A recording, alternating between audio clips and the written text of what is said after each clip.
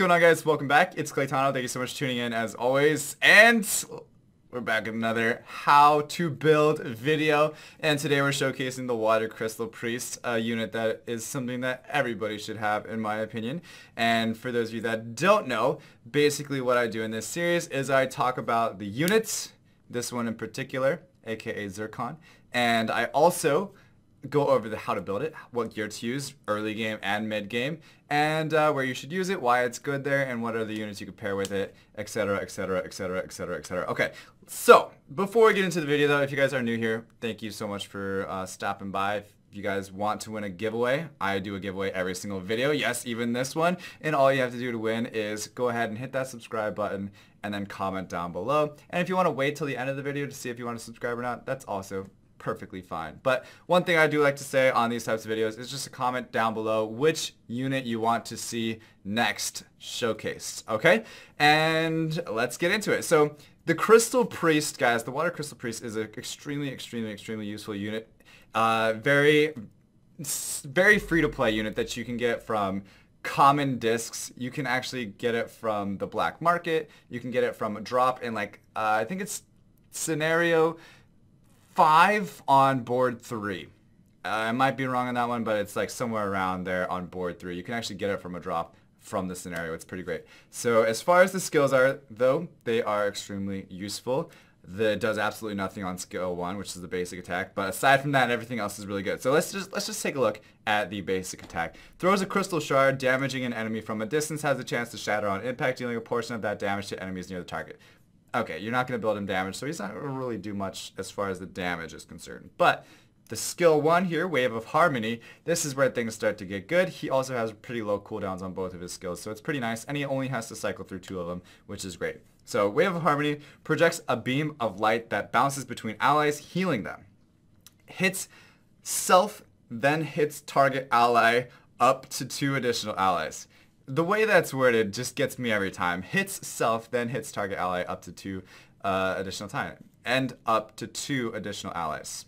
Okay, it's weird, but basically you bounce it off yourself and you bounce it to somebody else and they bounce it around and they bounce it over. You guys understand. So it basically just heals all your units, and the healing is based on the target's max HP, so it doesn't matter how tanky you build your Zircon.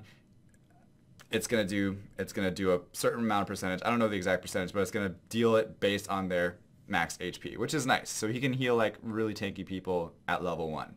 And then as far as bolster, this is the second skill. This is his last skill. It creates a field of prismatic light that applies the regeneration buff and immunity buff to nearby allies. So regeneration is also another heal, which is really nice. And then immunity is super important for a few bosses, a few situations, which we'll talk about. And the reason why is because basically immunity, you can't get any debuffs on you. It's almost like a shield that nobody can like put debuffs on you, defense break you, ongoing damage, anything else like that. It's really nice, and I definitely recommend that Zircon is built on everybody's account, almost no matter what. Now, as far as the gear that you're gonna put on him, it's pretty easy. It's pretty basic. Honestly, guys, just build him tanky. Just make sure he survives. He does nothing as far as debuffs. He does nothing as far as damage. Just make sure he survives. And it's nice to have him on Adept. Really, if you're super early game, you could put him on full vital HP. If you don't have HP in a certain slot, you could switch it out for defense if you want to as well. And I don't know why I said it like that, but you could if you wanted to as well. And then once you start farming your Widow teams, because this is a Widow unit, pay attention, guys. You guys want to use this guy in Widow. You'll get some Adept gear that you can put on him. And it's really nice to have Adept on this unit. Let me tell you guys, it's great. There's so much heals, there's so much immunity, and it's really nice, especially since he's super easy to get cooldowns, or super easy to get skill ups for his cooldowns. He's always healing, always doing something for your team. The AI, honestly, on him is a little bit derpy. Like, he'll probably walk into the lasers a few times or just stand inside of a big old fireball for a minute and a half. And that is never like the most fun thing to watch happen, especially when you're like, dude, if you would have just walked two steps, you would be okay. But he decides not to. I don't know why. And then he also doesn't really decide to use his skills very often, even though he has them up for like an hour. And he'll just decide that he doesn't want to heal somebody, and he'll just watch him die. He's a little devil, this guy. Let me tell you, he's a little devil sometimes. But anyway, that's his skills. So let's talk a little bit about, I'm sorry, that's his gear. Let's talk a little bit about where you want to use him. Okay, so where you want to use him, he's really shines, and it says it right here in his rating. He's a great spider demolisher. Why is that though? Clay, tell us why he's a great spider demolisher. Well, the reason why is because the spider likes to hurt you in multiple ways. It likes to put like ongoing damage. I think it even does defense break, but basically it likes to put a lot of debuffs on you, and if you have the immunity from his second skill up at that time, then it helps your team out so much. Also, the spider can tell, it can sense when your team is low on health. So the more heals you can have, the higher you can keep your HP up as long as you possibly can with the regeneration and the first skill heal. It actually, even though you may not see it being used, it is really good to keep your HP as high as you can during Widow. It's extremely important. And aside from Widow though, like he's good paired with Xenia. He's really great paired with Xenia. He's also good paired with Timekeeper, Manus.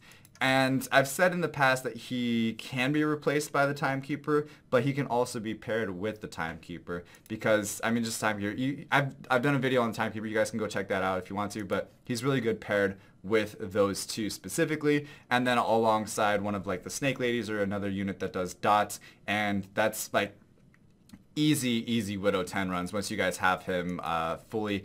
I would say at least like 5-star maxed ascended. Like that is probably the max that I would go with him. 5-star max ascended. You could argue that you can go higher, but honestly, he survives just fine just like that if you have some decent gears on him. I would say you can use some of the adept gear that you get from the master pack is also pretty nice on him. And then just go, like I said, HP. Just max it out. There's no reason to have him die for having accuracy or like, you know, resistance might be kind of nice, but really just HP. Defense could be in there. And really that's about it, guys. Thank you so much for your time and watching. I really appreciate it. If this video helped you at all, now you can go ahead and hit that subscribe button and also leave me a like. And aside from that, guys, thank you so much for watching. As always, stay soupy, don't be potatoes, and I'll see you guys next time. All right, peace.